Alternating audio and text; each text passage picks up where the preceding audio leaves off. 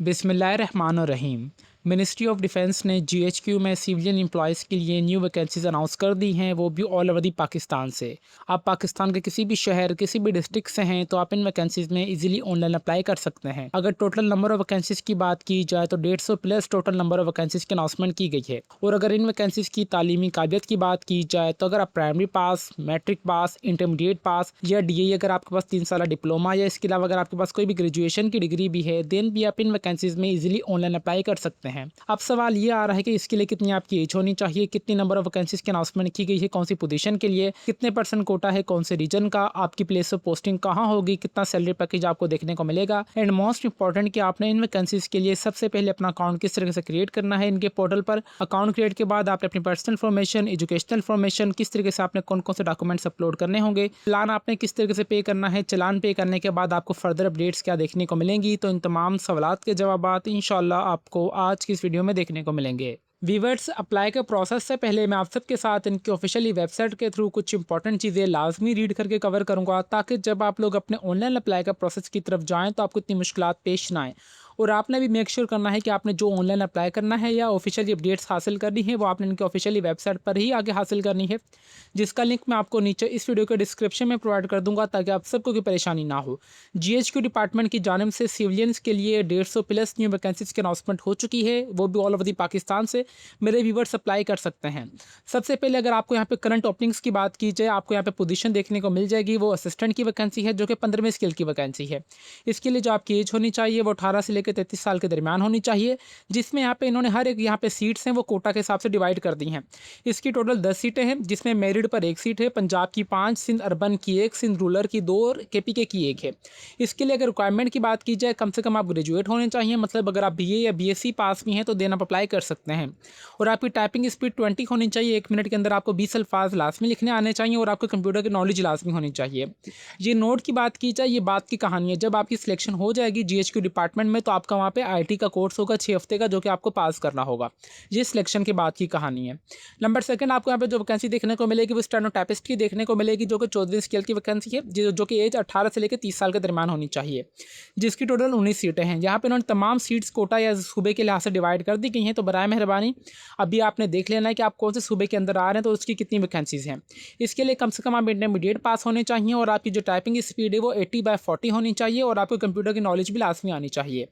इसी तरीके से नंबर थर्ड पे आपको यूडीसी मतलब अपर डिवीजन क्लर्क की वैकेंसी देखने को मिलेगी, जो कि 13वें स्केल की वैकेंसी है। 18 से लेकर 30 साल के दरमियान आपकी एज होनी चाहिए, और इसकी 20 सीटें हैं। इसके लिए भी आप इंटरमीडिएट पास ही होने चाहिए। नंबर 4 आपको फोटोग्राफर की वैकेंसी देखने को मिलेगी, 30 से 13वें स्केल की वैकेंसी है, जो कि 18 से लेकर 35 साल के दरमियान आपकी एज होनी चाहिए, और इसकी 2 सीटें हैं, जो कि कम से कम आप मैट्रिक पास होने चाहिए, और आपका 3 से लेकर 5 साल का एक्सपीरियंस भी फोटोग्राफी में लाजमी होना चाहिए। नंबर 5 पे आपके पास कॉपी पेस्टर की वैकेंसी है, जो कि 13वें स्केल की वैकेंसी है, इसकी टोटल 1 सीट है। इसके लिए आपने 3 साल का कंप्यूटर साइंस का डिप्लोमा लाजमी होना चाहिए, और आपके पास 2 साल का कॉपी पेस्टिंग या ग्राफिक का लाजमी आपको काम आना चाहिए। इसी तरीके से नंबर 6 पे आपको एलडीसी मतलब लोअर डिवीजन क्लर्क 11वें स्केल की वैकेंसी देखने को मिलेगी, जो कि 18 से लेकर 30 साल के दरमियान आपकी एज होनी चाहिए। इसकी टोटल 25 सीटें हैं। मैट्रिक का कम से कम तालीमी काबिलियत आपकी मैट्रिक होनी चाहिए। नंबर 7 आपको ड्राफ्टमैन की वैकेंसी देखने को मिलेगी, जो कि 11वें स्केल की वैकेंसी है, 18 से लेकर 30 साल के दरमियान आपकी एज होनी चाहिए, और ये भी मैट्रिक पास है। फिर आपके पास ट्रांसलेटर की वैकेंसी है, जो कि 1 सीट है और मेरिट पर है, 10वें स्केल की वैकेंसी है, 18 से लेकर 30 साल के दरमियान आपकी एज होनी चाहिए, और आप कम से कम आपके पास ग्रेजुएशन लाजमी मुकम्मल होनी चाहिए।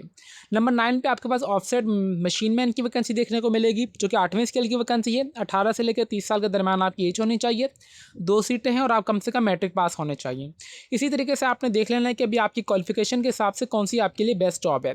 अच्छा, यहाँ पे सीरियल नंबर 13 से यहाँ पे तमाम मिडिल पास की वैकेंसी हैं। अगर आप फॉर सपोज प्राइमरी या मिडिल पास है, अगर आपने 8 या 5 की हुई हैं तो आप इन वैकेंसी में अप्लाई कर सकते हैं। टोटल कम से कम आपको यहाँ पे 23 सीरियल नंबर तक यहाँ पे सैनिटरी वर्कर की वैकेंसी देखने को मिल जाएंगी। आपको व्यूअर्स ये वाली एडवर्टाइजमेंट सोशल मीडिया प्लेटफॉर्म पे काफ़ी ज़्यादा देखने को मिल चुकी होंगी, बट यहाँ पे आपको सीरियल नंबर 1, 2, 3, 4, 5, 6, 7, 9 तक आपको सिर्फ यहाँ पे वैकेंसी देखने को मिल जाएंगी। तो आपने परेशान नहीं होना, क्योंकि यहाँ पे एडवर्टाइजमेंट में इतनी नंबर ऑफ वैकेंसीज को मेंशन नहीं किया जाता। इसलिए मैंने आपको वीडियो के स्टार्टिंग में बता दिया था कि आपने जो भी इन्फॉर्मेशन हासिल करनी है वो आपने इनकी ऑफिशियली वेबसाइट पर ही आके हासिल करनी है। ये देखा जाए सीरियल नंबर 9 क्या है, ऑफसेट मशीन मैन, ठीक है। मैं भी ऊपर आ जाता हूँ, सीरियल नंबर 9 हम फाइंड आउट करते हैं, ये रहा।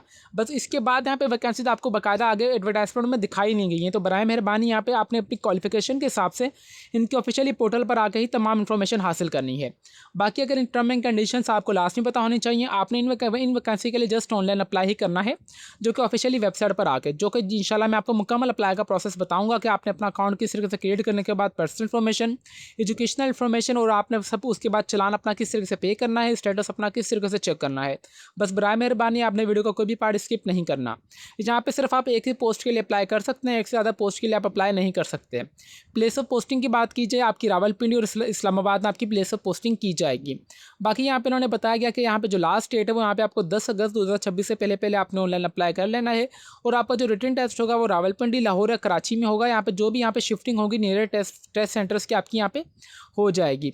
एप्लीकेशन आपने जो भी इन्फॉर्मेशन देनी है बिल्कुल आपके पास सही तरीके से होनी चाहिए, और वही इन्फॉर्मेशन आपकी फर्दर क्वालिफिकेशन के दौरान आपकी फाइनल सिलेक्शन के प्रोसेस में भी वही यूज़ की जाएगी।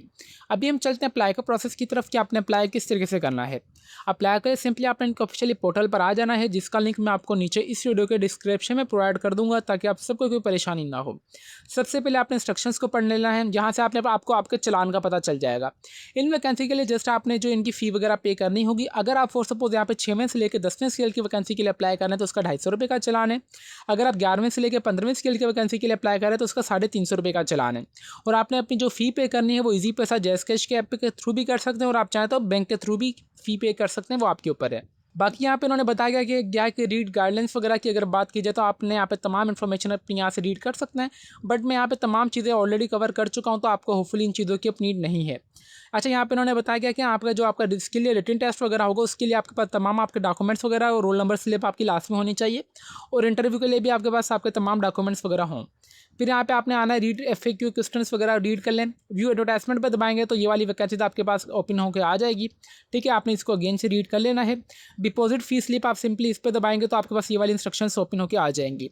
फ़ी जो आपने पे करनी होगी मैंने आपको बता दिया है कि अगर आपने जिस स्किल के लिए आप अप्लाई करना चाहें, अगर आप 5वें से लेकर 10वें स्किल के लिए अप्लाई करेंगे तो उसके यहाँ पे 250 रुपये फ़ीस है गवर्नमेंट की, और 11वें से लेकर 15वें स्किल के लिए अप्लाई करेंगे तो उसकी 350 रुपये फ़ीस है जो आपने फ़ी पे करनी होगी। यहाँ पे आप सिंपली यहाँ पे उन्होंने बताया गया कि आप इजी पैसा जैस कैश ऐप में आएंगे, बैंक अल हबीब आपने सर्च करना है, फिर आपका जो भी अकाउंट नंबर होगा आपने वो एंटर करने के बाद अपनी फ़ी वगैरह पे करके इनको अपना जो चलान है वो सबमिट करवा देना है।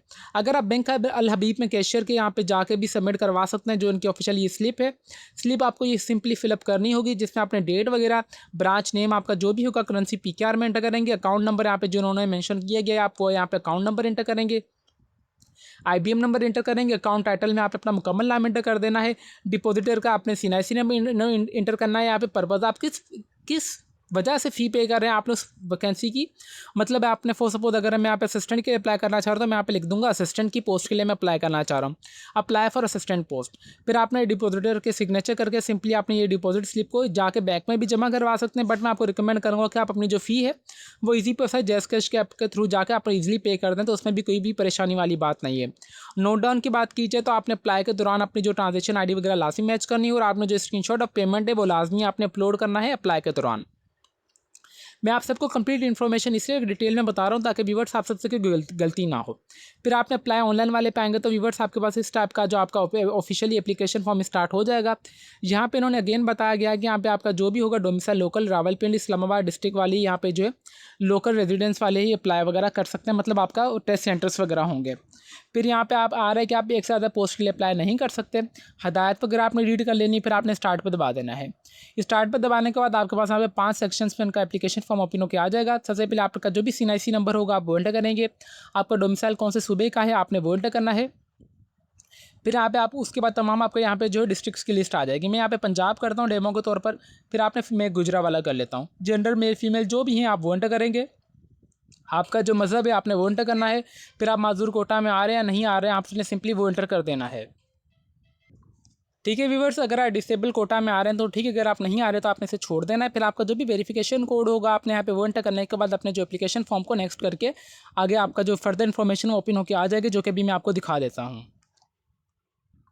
इस टाइप का आपका स्टेप ओपन 2 होके ओपन हो जाएगा, जिसमें आपको बताया गया कि आपने किस पोजीशन के लिए अप्लाई करना चाह रहे हैं। आपने सिंपली यहाँ पे सिलेक्ट पोस्ट पे आएंगे, यहाँ पे तमाम वैकेंसीज ओपनिंग हो जाएंगी।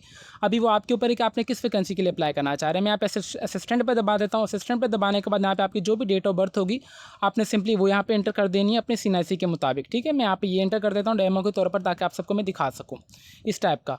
फिर यहाँ पे सिलेक्ट पेमेंट मेथड आ रहा है कि आप अपनी जो फी वगैरह पे करना चाह रहे हैं किस तरीके से पे करना चाह रहे हैं। मैं ऑनलाइन ट्रांसफर करना चाह रहा हूँ तो मैंने यहाँ पे वो एंटर कर दिया है। फिर यहाँ पे आप वाया इजी पैसा जैज़ कैश जो भी होगा आपका, आप यहाँ पे वो एंटर कर देंगे, आपका जो भी हो वॉलेट। मैं यहाँ पे कर देता हूँ जैज़ कैश। ठीक है, इस तरीके से जैस कैश करने के बाद आपकी जो भी ट्रांजेक्शन आईडी होगी, ज़ाहिर सी बात है मैंने आपको स्टार्टिंग में बता दिया है कि यहाँ पे जो इनका अप्लाई का प्रोसेस है वो आपने फी इस तरीके से पे करनी है। आपने अपना इजी पैसा जैस कैश का ऐप ओपन करना है, वहाँ पे बैंक ट्रांजेक्शन में जाके आपने बैंक अल हबीब लिमिटेड को एंटर करना है। वहाँ पे फिर आपने ये अकाउंट नंबर एंटर करना है, आप चाहे तो IBM नंबर भी एंटर कर सकते हैं। अकाउंट टाइटल आपके पास ASM एग्जाम फ़ी फंड आ जाएगा। आपने सिंपली उस वहाँ पे अपनी फ़ी पे कर देनी है, अगर आप कितनी करना चाह रहे हैं 250 या 300 जितनी पोस्ट के लिए। जिससे वहाँ पे फ़ी पे कर देंगे तो आपने यहाँ पे उसका स्क्रीनशॉट ले लेना है, अपने पास PDF में सेव करना है। फिर वहाँ पे ऊपर जो भी ट्रांजेक्शन आईडी होगी ना, आपने सिंपली वो ट्रांजेक्शन आईडी यहाँ पे एंटर कर देनी है। ठीक है, अभी आपकी जो भी ट्रांजेक्शन आईडी होगी आपने यहाँ पे वो एंटर कर देनी है। फिर कितनी आपने फ़ी अमाउंट पे की होगी आपने यहाँ पे फ़ी अमाउंट एंटर कर देनी है। कौन सी तारीख को आपने अपनी जो फ़ी डिपॉजिट की आपने वो तारीख यहाँ पे एंटर कर देनी है इस तरीके से। ये एंटर करने के बाद आपने जो यहाँ पे स्क्रीनशॉट भी अपलोड लाजमी कर देना है। फिर यहाँ पे आपसे पूछा जा रहा है कि आपके यहाँ पे जो हस्बैंड या यहाँ पे जो वालिद साहब है वो ड्यूरिंग सर्विस उनका इंतकाल हो चुका है या नहीं, आपने नो कर देना है। इधर भी आप नो कर दीजिएगा, इधर भी नो करने के बाद आपने सिंपली नेक्स्ट कर देना है। नेक्स्ट करने के बाद पूछा जा रहा है कि कम से कम मेरी एज 18 साल तक होनी चाहिए, तो मैं यहाँ पे आ जाता हूँ ऊपर। ऊपर आने के बाद मैं अपनी डेट ऑफ बर्थ यहाँ पे आप सबके लिए चेंज कर लेता हूँ, ताकि हमारा जो एप्लीकेशन फॉर्म है वो आगे जल्द से जल्द प्रोसीड हो सके। इस तरीके से मैंने कर दिया ये। ठीक है, ओके हो गया। मैं नीचे आ गया, नीचे आने के बाद मैंने नेक्स्ट कर दिया।